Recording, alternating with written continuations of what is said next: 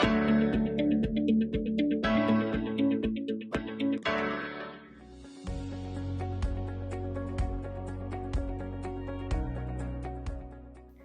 Everyone, हम सब मानते हैं that money can solve all the problems.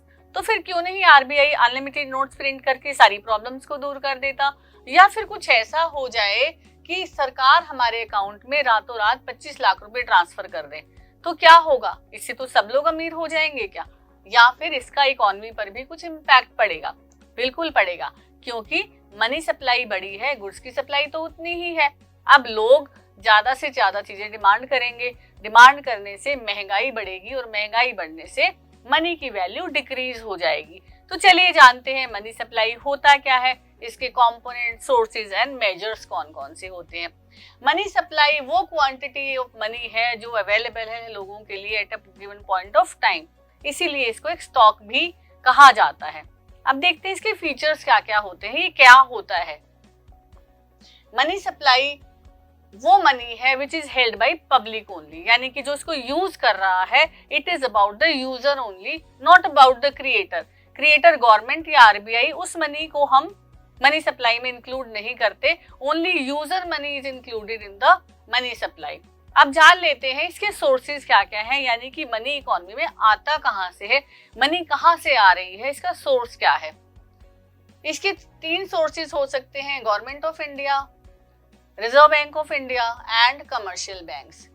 Government of India, जितने भी कॉइन्स हम अपने आसपास देखते हैं या यूज करते हैं वो सारे गवर्नमेंट ऑफ इंडिया बनाती है या क्रिएट करती है।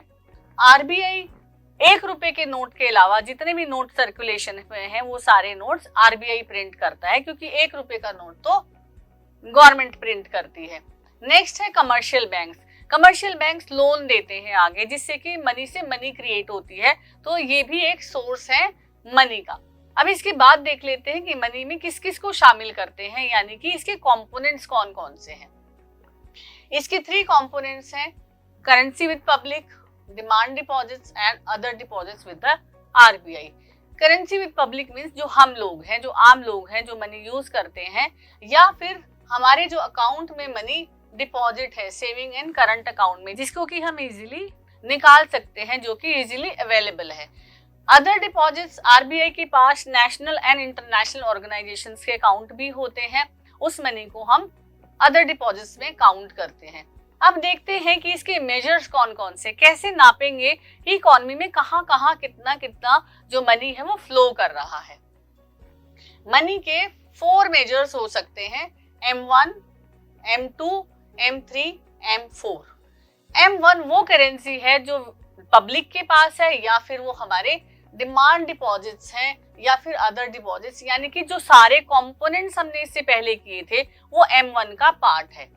M2 में M1 के अलावा saving deposits with post offices हैं। आप कहेंगे पोस्ट ऑफिस में तो हम लेटर पोस्ट करते हैं सिर्फ, नहीं, वहां पर लोगों के अकाउंट भी होते हैं। M3 में M1 plus time deposits with the bank होते हैं। अब टाइम डिपॉजिट्स क्या होते हैं, आपने एफडी सुना होगा, वो एक लिमिटेड टाइम के लिए, एक सर्टेन टाइम के लिए बैंक में हम जमा कराते हैं, जो इजीली अवेलेबल नहीं होता है। M4 में M3 plus total deposits with the post office saving organisations होता है।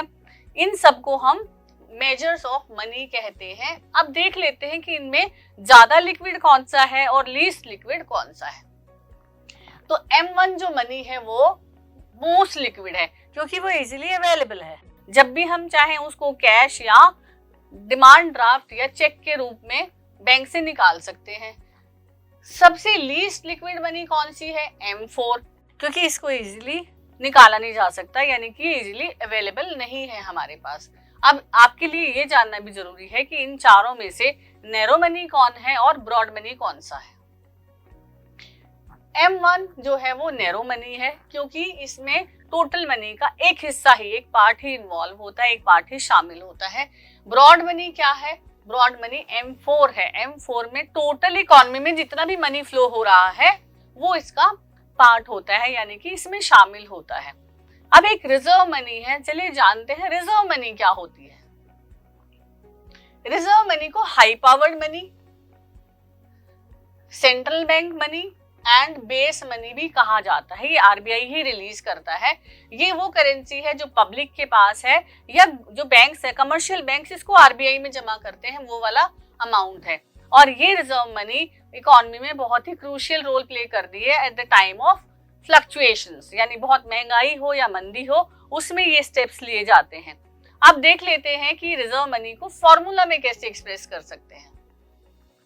ये इसका फॉर्मूला है जिसमें सर्कुलेशन में जो मनी है उसको काउंट करते हैं, bankers deposits with the RBI. कई बार कमर्शियल बैंक्स के पास एक्स्ट्रा अमाउंट होता है जिसको कि वो आरबीआई में जमा कराते हैं, उसको भी हम इसमें शामिल करते हैं। अदर डिपॉजिट्स तो हम पढ़ ही चुके हैं कि आरबीआई के पास अदर डिपॉजिट्स भी होते हैं। इसका एक ऑल्टरनेटिव फॉर्मूला भी है जिसमें हम जितनी भी आरबीआई के पास अमाउंट होता है यानी क्रेडिट आने वाला और जितनी उसकी लाइबिलिटीज होती है, लाइबिलिटीज को इसमें से माइनस कर देते हैं। अब एक छोटी सी बात है, क्या इंटरेस्ट रेट भी मनी सप्लाई को इन्फ्लुएंस कर सकती है? चलिए जानते हैं। ये मनी सप्लाई का डायग्राम है जो देखने में एक वर्टिकल लाइन है। ये इंटरेस्ट रेट है जो बार बार चेंज हो रही है, राइट। लेकिन मनी सप्लाई पर इंटरेस्ट रेट का कोई असर नहीं पड़ रहा क्योंकि मनी सप्लाई कौन करता है? आरबीआई। आरबीआई का इंटरेस्ट रेट चेंज होने से कोई मतलब नहीं है, इसीलिए इंटरेस्ट रेट और मनी सप्लाई का कोई रिलेशन नहीं है। चलिए आज हमने समझा मनी सप्लाई होता क्या है, इसके कंपोनेंट्स कौन कौन से हैं, सोर्सेज क्या क्या है और मेजर्स क्या क्या है। अब देखते हैं इसी की बेसिस पर एक टास्क। अगर आरबीआई इकोनॉमी में मनी सप्लाई को रिड्यूस कर दे तो क्या होगा, या फिर मनी सप्लाई के चारों मेजर्स में आपको कौन सा सबसे ज्यादा इंपॉर्टेंट लगा। ये था आज का वीडियो, फिर मिलेंगे नेक्स्ट वीडियो के साथ। सी यू देन, हैप्पी लर्निंग।